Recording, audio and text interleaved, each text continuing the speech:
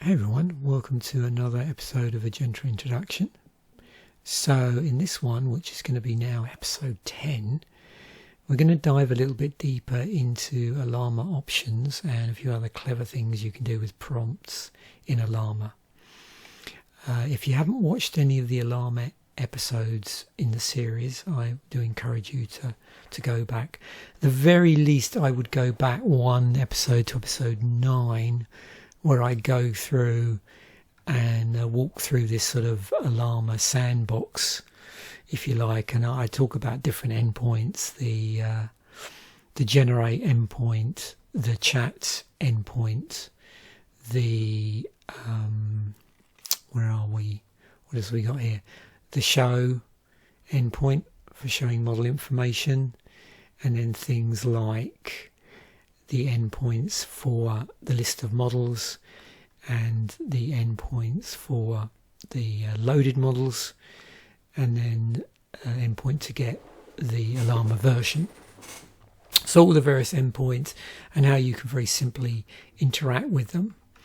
And there was also an earlier episode, I think episode 5 in the series, where I talk about the difference between in the chat endpoint between streaming and non-streaming as well. So if you want to sort of see all the preliminary bits, then yeah, those are the ones to check out. But I'll include a link which actually has the whole playlist for the whole series anyway in the description. I'll also include a link to this file, which is very useful for what we're going to talk about, because we're going to be talking about options on API Ollama API endpoints. And so this is very useful for that. And this is the bit we're sort of interested in really here. Okay. And so I'm going to run through this code, and we're going to talk about some stuff we can put in front of a prompt, some stuff we can put after the prompt, and some options we can change. Because I think so far in all the episodes I've only spoken about temperature, but there are other options using the Ollama API that you can send through the JSON request. So things like seed, top K, top P, min P, and quite a few others. So I'll include a link to this. I've also got sections of this are in the code as well to act as a reminder for the ones we're doing, but you can see there's more here than we're going to cover. I'll also include a link to this notebook on in the description. It'll be on my GitHub page under the section for a gentle introduction, along with the other episodes where I've actually run code, including the previous ones here as well. So okay, so let's just run this first bit. We're just doing some import. You can see I've sort of gutted out a lot of the comments because I don't really need to go back through those things. You can see them in the other ones. I've reused a lot of functions, or well, I say a lot of functions, a couple of functions that were in this. There's actually 3 here. So the list available models function, the show models info function, and the generate response function as well. So we're going to put in the base URL, and then in this function which we're going to define, this is the one for the tags endpoint with the base URL and the tags. Got a very basic response request going on here. No doubt what I could have done is probably created like a helper function for requests that would have like dispatched different types of responses based on the request, and wrap that up nicely in a sort of try except helper function. But I've decided for the purposes of this this sort of walkthrough, it's just easier to see where everything is inside of the actual function. Okay, so we'll just define that. Here's the one for the showing of the model information, which we'll come to on in a moment. and then the one for actually doing the responses, where we're going to be playing around with options. You can see as you go through this one where you're just getting the list of models back, that doesn't have any payload because it's not sending any JSON request. It's just getting the URL, just getting the endpoint, whatever's at the end of that endpoint, which is simply a list of available models with this endpoint here. This one, the payload's pretty simple. It's just the model name, which we're going to set in a moment, and also this header thing, and you can see here how this post request is built up. I don't know if I mentioned there are also there's an Ollama library you can use, but I'm going back to basics with this and just using requests and JSON from the Python libraries.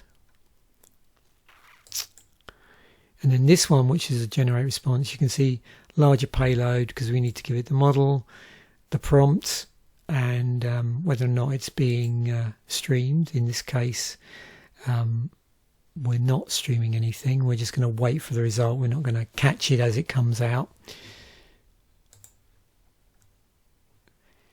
So let's run first of all this. So what this will do is it'll call the list of available models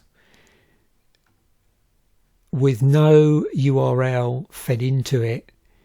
It simply creates a URL from the base URL and the endpoint tags.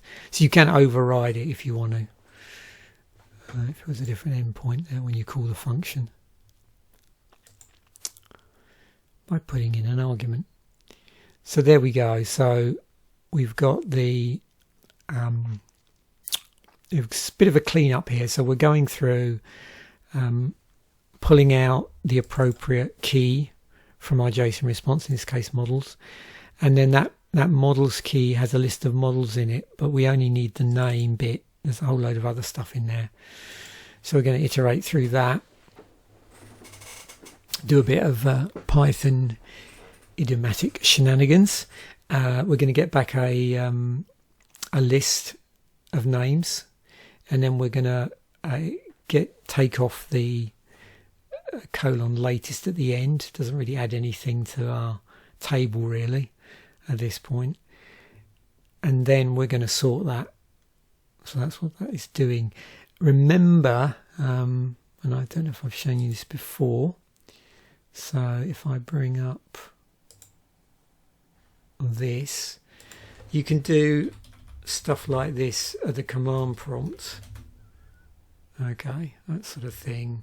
The other interesting thing to do, and we'll get onto this in a moment actually in code, is there is so if you put a model in, let me just bring up the available commands there.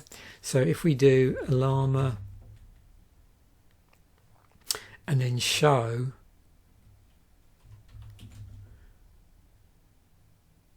and then a particular model, which let's just do, I don't know, llama. I always tend to use llama 3.2 because that seems to behave the best at the moment. And we have a very simple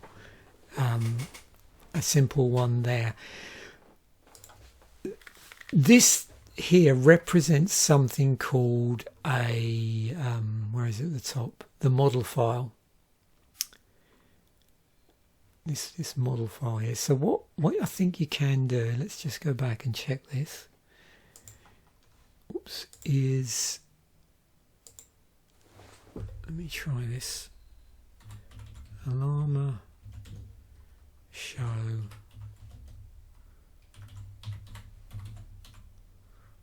I think this is it. Model file. There you go. So if you do that, you get a much more comprehensive listing of the model file. And the reason why I bring this up, in a moment we're going to be doing a similar sort of thing in code, but we're going to pull out more relevant information straight away. In the previous video, in video number 9, I did actually go through this individually and showed what the JSON response looks like if you don't start extracting keys. So if you're curious, there's some of that in there going on. What we're doing here is when we get the response, we're cleaning it up, so we're only extracting just the model info, and then that model info is a set of key value pairs with you'll see in a moment actually what that is. So let's just do this. I'm going to change this back to 3.2. I've been dabbling around prior to this video, just checking a few things. So show the model info for llama 3.2.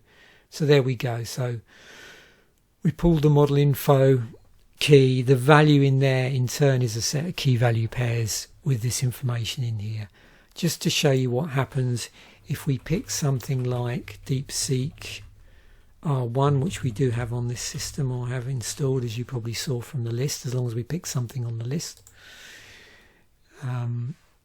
Then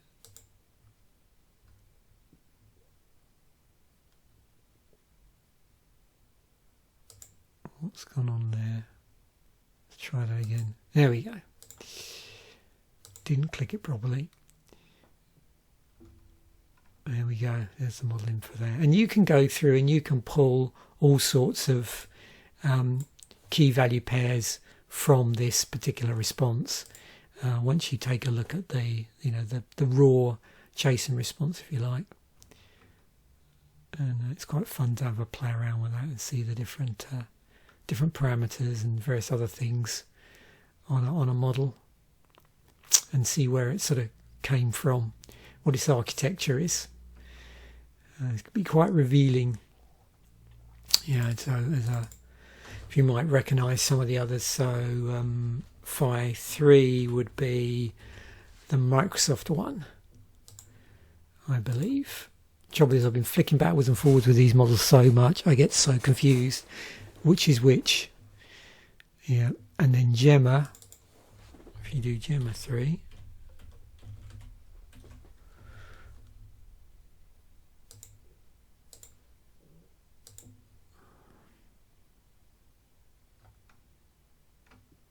there we go. So you'll notice like there's slightly different key value pairs in that model info key. So yeah, you can have fun and games like dissecting JSON responses. If that rocks your boat, I mean, I actually do quite enjoy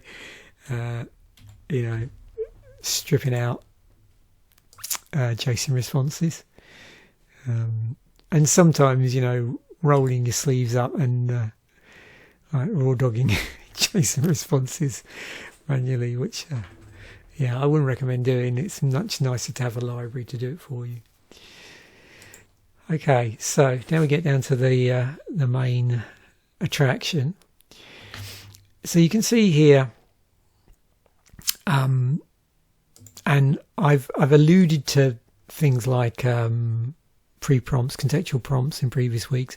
So in one of the previous weeks where I was looking at Ollama, you may remember there was a particular example where I was playing around with roles, so role, user, assistant, and there's a system role as well you can set. So if you set a system role in Ollama using the appropriate JSON key to do it, it's actually the same as if you put something in front of the prompt. So for instance, you could put something in here like, you are an expert programmer, or you are an expert JavaScript programmer with 10 years experience. And you could put that in, you can put that in in a role when you send a response to certain endpoints. And you probably also saw, I think when we did I don't know if it was the Cogito episode or not, but there was an episode where one of the models actually in the system you could put in and tell it like it was to run the deep thinking routine as well. So some models that might be slightly different, but in a lot of models, if you put something in the system role, a particular, text in there, like, you are an expert in whatever, then it's the same as doing something like this. So what we're doing here is we've got a pre-prompt, a user prompt, and a post-prompt. These are all just being hard-coded in. Obviously, in real life, you probably have a nice user enterable interface for this, but it's one of the reasons why we're using Notebook is we can just play around with stuff on the fly without necessarily having to design a fancy front end. So I could do. At the moment, I'm not going to do that. The other thing is you get this sort of stuff you can often put after the prompt. Keep the answer concise could be one thing. There's a whole load of things you could put in there. And things like, format the response as a list, that sort of stuff. Up here, you could have things like, you are a helpful assistant who, and then how that assistant is helpful. So again, those sort of things. We could also have just stuck it all in as a single prompt as well, if we'd wanted to. So just push it all in as the user prompt. But I thought it was nice for this particular, test bed, whatever you want to call it, to have that separated out. So, anybody that wants to run these can play around with this in different ways. We'll get on to this in a moment, which is really what this started out as. But when I was playing, I realised that obviously putting stuff in here has quite a big impact on ultimately these as well. So, some of these can affect the amount of a response or the verbosity of a response. But if you've already put something like keep the answer concise, then it's going to have an impact, or that doing that is going to have an impact on whatever you do here, or the potential to affect the response. These are all currently set to the defaults. If you don't set any model options at all, then it just sets the defaults. But seeing as I was going to set some model options, I've just put the defaults in. I've included from the table here, where is it? The verbiage. So temperature, the temperature of the model. Increasing the temperature will make the model answer more creatively. Seed's interesting. If you've ever done any work in data science before, sometimes some models have a seed in them which you can set, and in that way you actually always get the same response. Great for testing purposes. The default's 0, which means that it just, there's an element of randomness in there where it just, when you answer it the same question multiple times, you get slightly different answers. Whereas if you set the seed and you answer exactly the same text, or you send it exactly the same text, you get exactly the same answer. Top K reduces the probability of generating nonsense. And you can see there, higher value gives you more diverse answers, so more nonsense. Lower value, more conservative, less nonsense. Top P works together with top K, higher value, and these values are out of 1. So 0.95 leads to a more diverse text, while a lower value 0.5 will generate more focused and conservative text. Default is 0.9. And then alternative to top P and aims to ensure balance of quality and variety. The parameter P represents the minimum probability for a token to be considered relative to the probability of the most likely token. For example, with a P equal 0.05 and the most likely token having a probability of 0.9, logits with the value less than 0.045 are filtered out. So, you can dig deeper into this. I'm not going to go into the full ins and outs of this, because there's huge areas of this that I just have no clue about at this point in time. But the point of this episode is to give you something to play around with, so you can actually see, well, this is actually what happens to the model when I set this value. I can see all this in in the explanations, but what's interesting is when I set this value in combination with doing this in the prompt, I get this, and when I do it differently, I get this. So we're just going to ask the question, what is JavaScript? Keep the answer concise. We're not going to mess with any of the options at this point. I'm not going to change the model either, I don't think, after this first run. I'm going to see how the first run goes. It might take a little bit of time.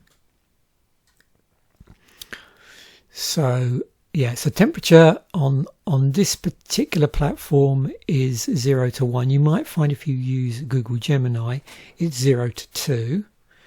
On Google Gemini, I don't think there is a seed function for their API, and I can never remember on theirs. Some of these, the values are slightly different in terms of the range and what they do, but I think there is at the very least a top K and a top P. I don't think there is a minimum P.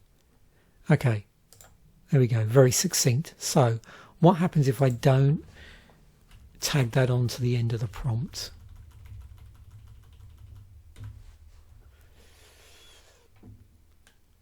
Boom, rerun it.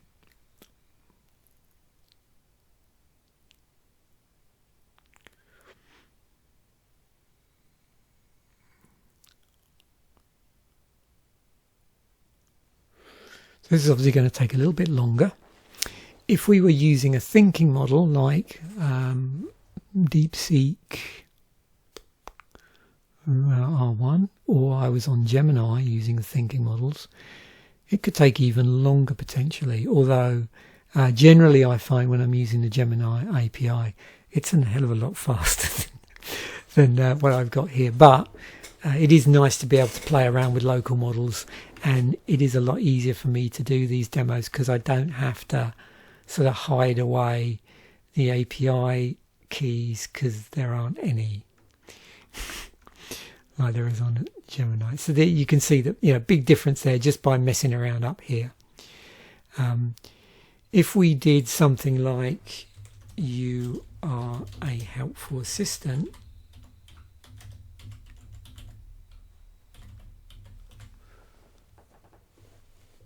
in there, and let's just grab this.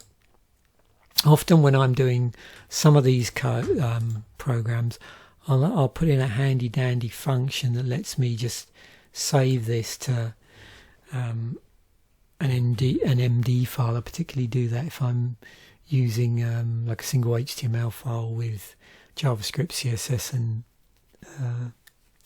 HTML to do Gemini, and often in the code. If you see my other episodes where I've used stuff through a browser to access Gemini, I'll have a little like download MD file. But I just wanted to capture that so I can compare and contrast with what goes after. So we've done that, we've changed this, we haven't run it yet. We've deliberately left out keep it concise because we don't want a one-liner for this answer. That was the answer we got back before. So you can see if I was to take this now and I don't want to destroy the original, let's just save this as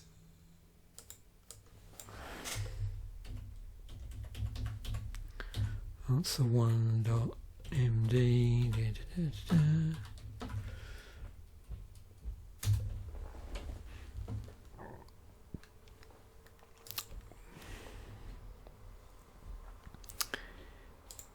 And then that's what it looks like when it's rendered in Markdown or a Markdown viewer. There we go.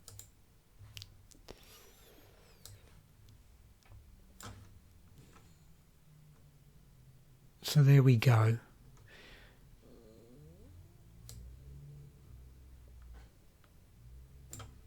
you know, a little bit more helpful, I suppose.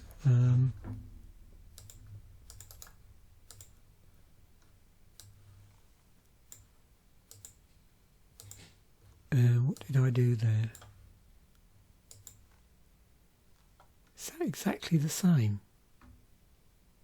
Interesting. Maybe it already considers itself to be a helpful assistant. No, there's 5 things there. Oh yeah, no, it is different. It's alright. I'm going mad. Yeah. Don't know what I did there. Yeah, so that's our original. That's our slightly more helpful one.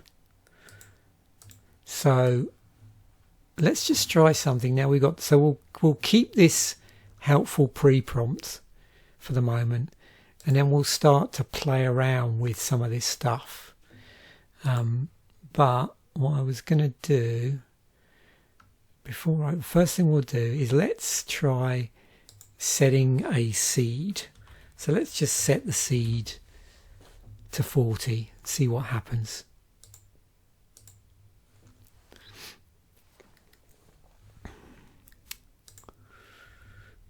And then we'll run it again without changing anything. And in theory, according to the literature, it should give us the same result because we're not changing anything else. If it doesn't, we'll try stripping out your helpful assistant and see if that actually is doing some weird sort of overriding effect. And that's the reason why these are cool to play around with, because you can sort of experiment with different things and see how these interact or don't interact. So this is the next answer. You can see this one has 4 here.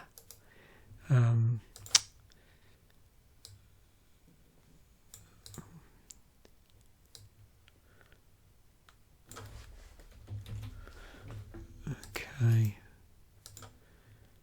So it is different.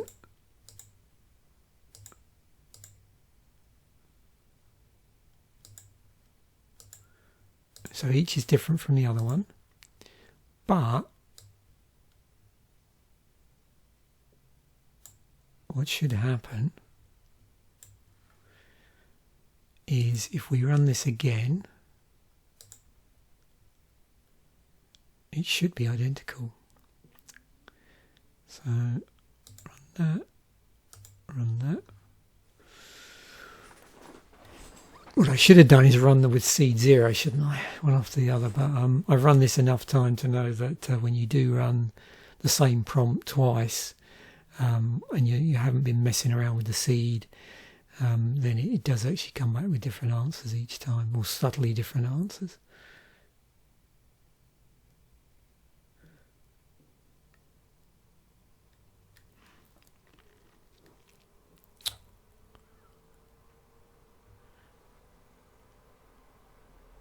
So it'll be interesting what we're going to change next.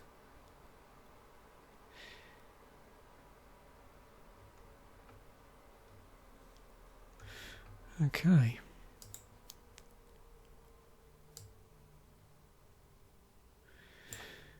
Anyway, you can play around with this and test, test it on 0 and check that it does give it a different result, and then test it on a so do it 0 but do it twice, so you can see. In fact, why don't I just do that now? Yeah, let's just do it. So if we do back to 0, which we know the second one was anyway, so we just got to compare it against our second one. Make sure it's different. So this should be different than everything else. So while that's running, just to show you, so there's our original, there's our helpful where we set the these two where we set the helpful as being a helpful assistant, but also made the seed the same. Okay. Ooh. It's a little bit short, isn't it? It's still helpful, I think. Okay, so now if we look at this, definitely different than that. Definitely different than that. And yeah, I would expect it to be different than that anyway. So it's these two were done with the seed set to 0, same question, same sort of pre thing, and these two were done with a seed number set. So yeah, and you can have fun. You can sort of set, you know, this to say 3, run it, do another 3, run it, check it's the same, then set it to say 6, run it, do another 6, run it, and you should find it that the 3 and the 3 are the same and 6 and 6 are the same. Pretty sure that's how that works. Okay, so we're back to 0.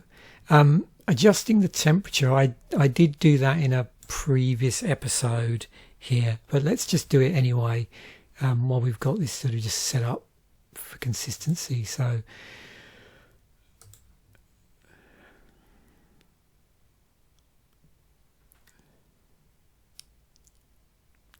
sets the rate, where is it? Yeah, the temperature of the model. Increasing temperature will make the model answer more creatively.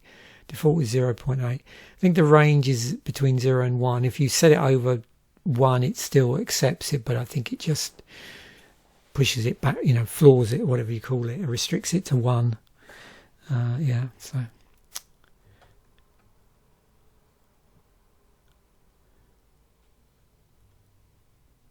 So that's with it on 0.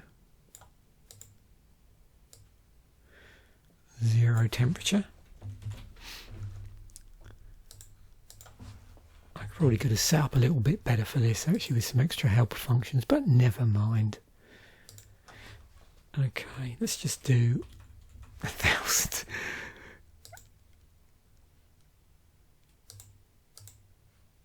If you're gonna go, yeah. If you're gonna go big, go big.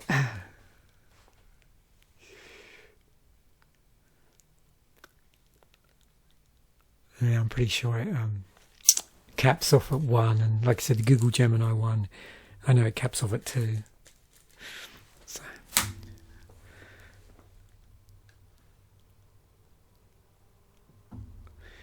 We should set the temperature high and do a nonsense response, and let's max out KMP, shall we?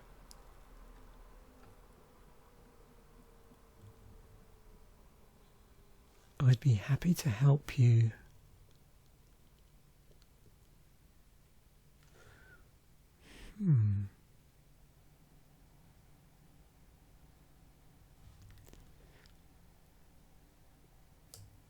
Okay.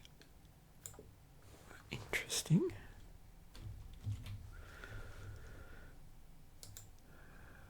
I suppose we could say, tell us a story about JavaScript. Maybe I'll do that at the end. So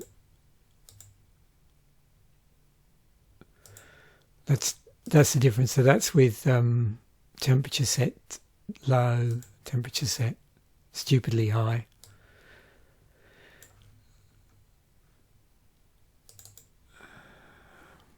So I'm just going to set it to what I know the maximum to be. But let's set these to 100, and it said that higher value of this, I'm going to set that to 1. Sort of about quality and parameter B represents. Take for example.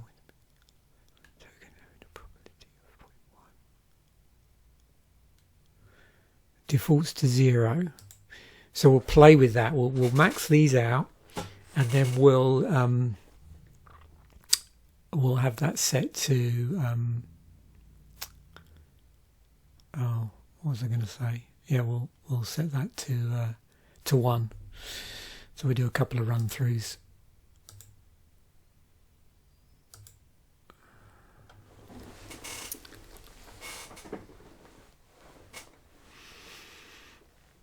And so the point is with these, if you want it to generate more diverse answers, because you're telling a story which has little or no basis in fact, then yeah, crank your values, but leave the C to 0, so you're not creating the same story every time. Yeah, well, unless you change the models, obviously. Sorry, unless you change the other parameters.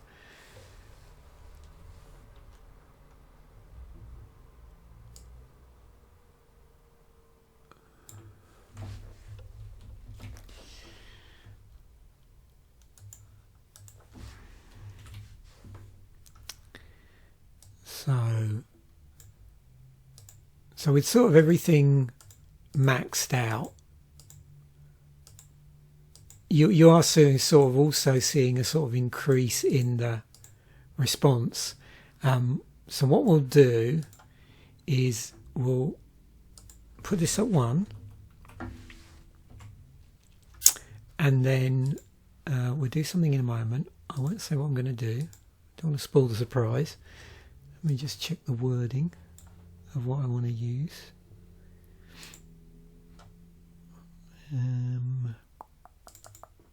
It's in this one. Oops. Yeah. Where did I go? Sorry.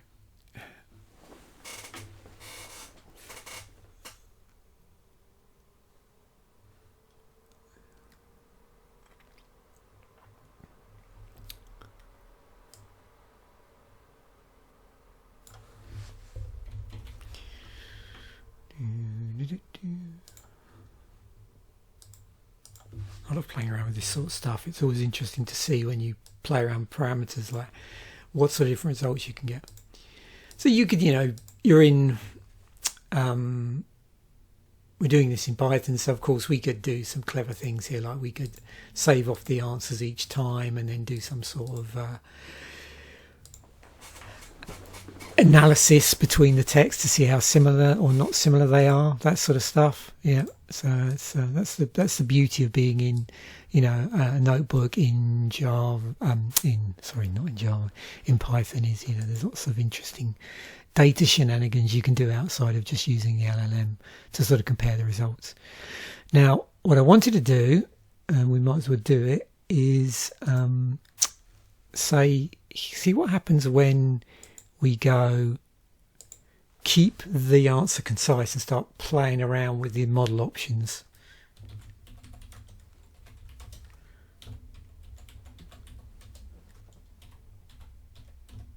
Because by doing that, in some ways we sort of restricting the response. And then what I'm probably going to do is we'll crank down everything. So we'll make these all 0. Yeah. And see if I don't expect to see, obviously I assume there's going to be a difference in the response if providing we don't mess around with the seed on this. So temperature 0, a lower value. Let's take, so all of these should then, if we take those down to 0s, I will change this back before I post it. That's one of the reasons why I put this here, so I can set it to what the defaults are. Well, the other way to set defaults is just take this out. And then it won't have a model option. And you just remove that at all. So yeah, that will completely get rid of it, and then it will just default to those. All right.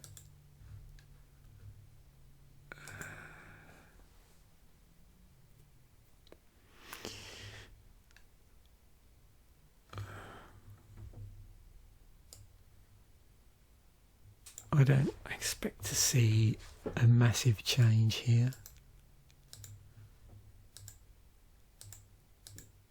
Interesting. Is that identical? Wow. Okay. Yeah.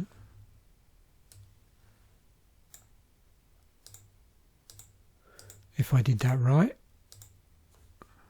So yeah, you can see there you get these weird interactions going on. If I do this, so let's try this, see how it responds. Format the response as a list. So let's see what happens here.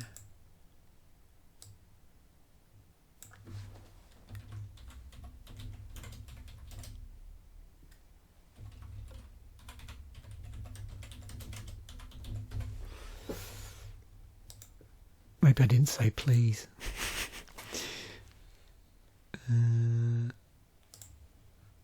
Hopefully I did remember to rerun that.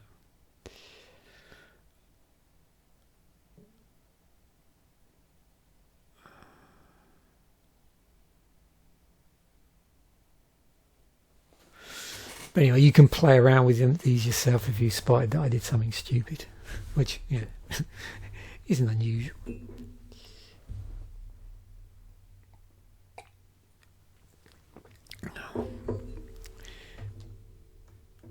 Okay, hope this is helpful.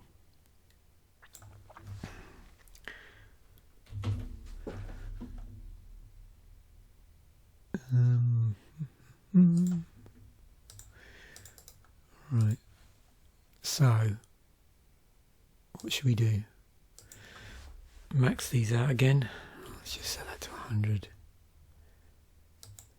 That one, top K, was 100.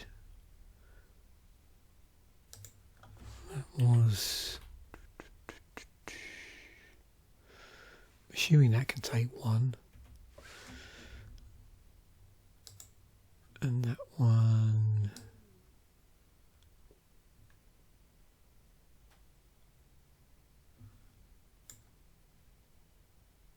yeah, let's just change them all. Because there is a possibility some of these might counteract others. And that's how you get to try this out, is just by experimenting with different values. You could even do some clever stuff here, couldn't you, with random number generators, and get it in a loop and just have it doing random numbers, feeding them in, and then getting a response, saving it to a file with, say, like a date stamp on it to give it a unique file number, and then just keep looping around changing the numbers.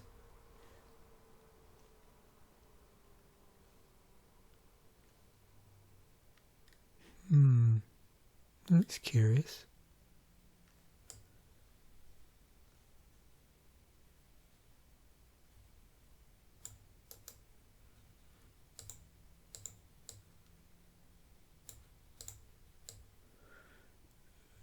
It does look like, I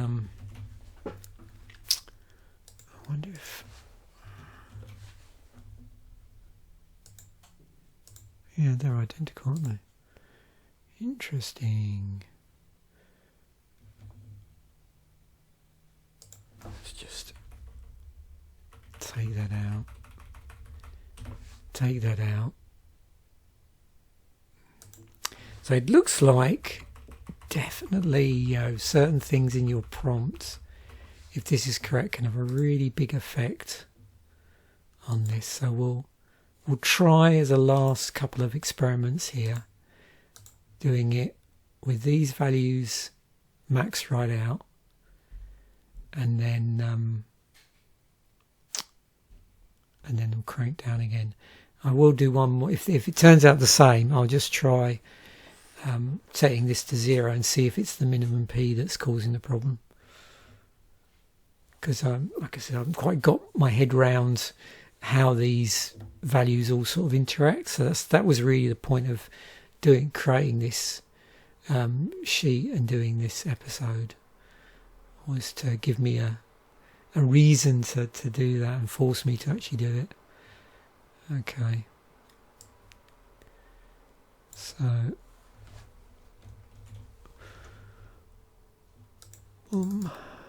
paste temperature 0, 0, 0, 0.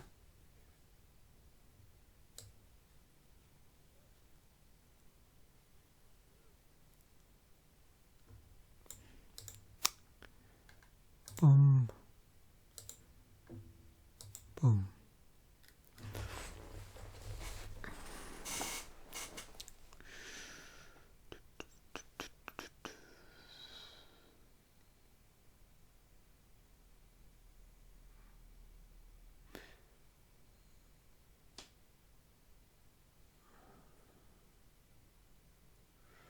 I keep thinking, oh yeah, I could stop this in a moment and think, no, maybe I'll try another prompt.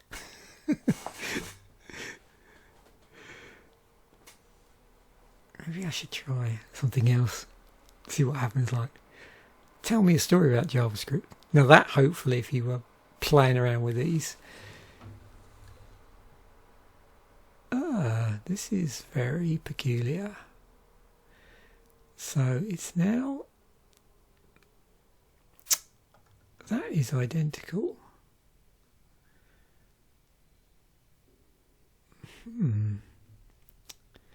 I wonder if one of these is, so if I do 0.7 and seed 0, and what's the default on that? 40.9. Okay. I wonder if these are interacting in some strange way. One of these values is just completely messing everything up. That might be the case, which is why it's good to play around with these.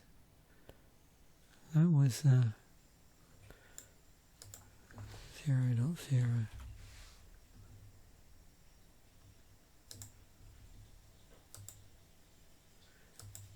I won't bother copying that because it's exactly the same.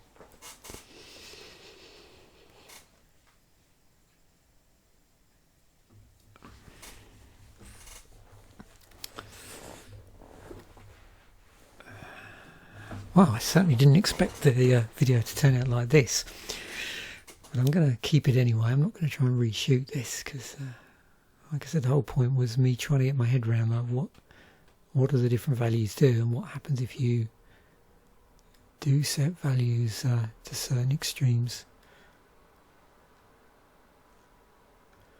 That's interesting. It just keeps coming back with the same value. So clearly there's something else going on here. I wonder if, are we getting with the model, oh hang on, this one actually does look different.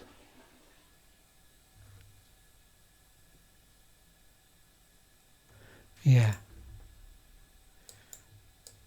Okay.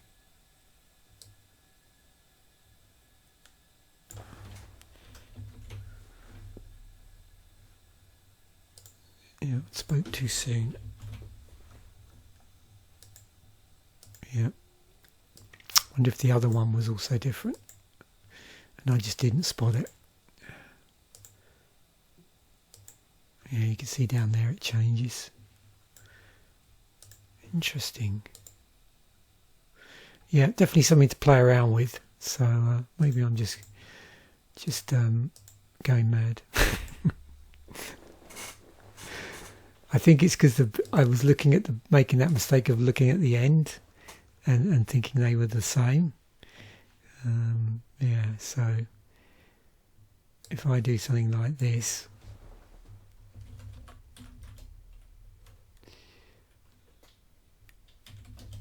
a story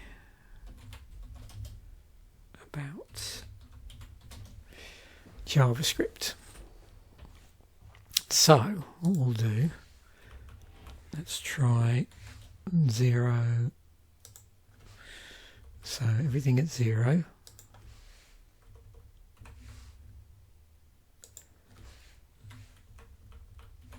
Everything at 0.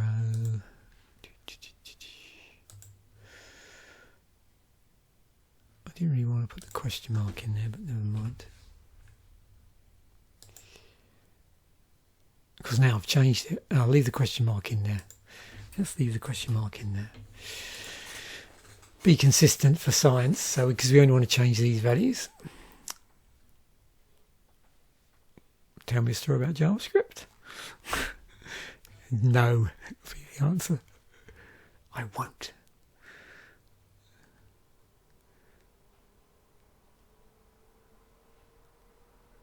This is a serious setting. Everything's 0.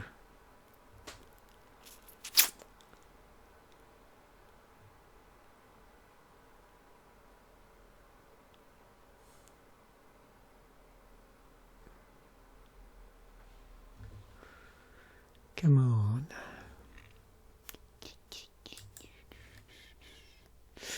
Okay, yeah, because it is thinking up a story. Another instance where having it streaming would be, oh, once upon a time in the land of Codeville, there was a young programmer called Jack. The end.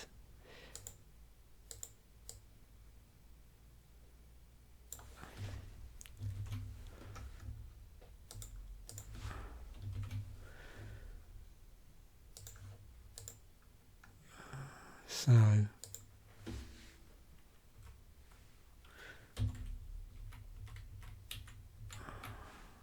do that. Let's not go too over the top. Oh, that was yeah, got to make sure I get that one right. 100.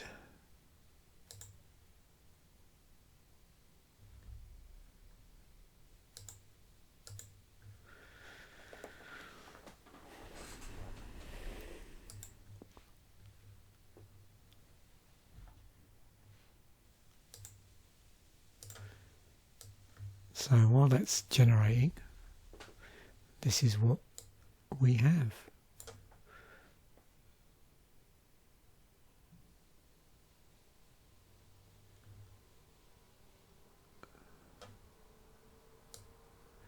Yep, I can hear it spinning up. It's whirring away. And I've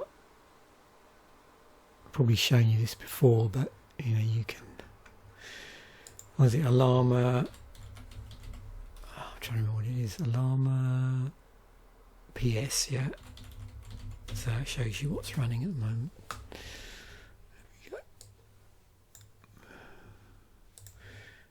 Okay.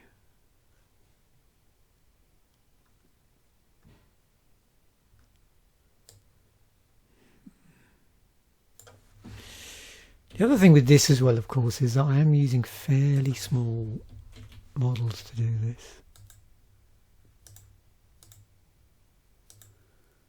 So, okay, so this is the first one where we set the values low, and then this is the one where it's a bit higher.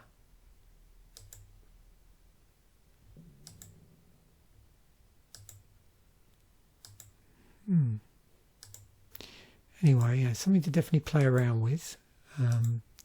As I've said, it seems to me that obviously, you know, this and this are, you know, connected, and yeah, by playing around with it, you can sort of see what model option settings here might be better for the type of prompt here, I suppose. And I don't think there was anything else I really wanted to do super wacky, because I'll leave that up to anybody that downloads this and have a play around with. Yeah, if you get any interesting prompts and model options, please post them in the comments section, so I can sort of try running them myself.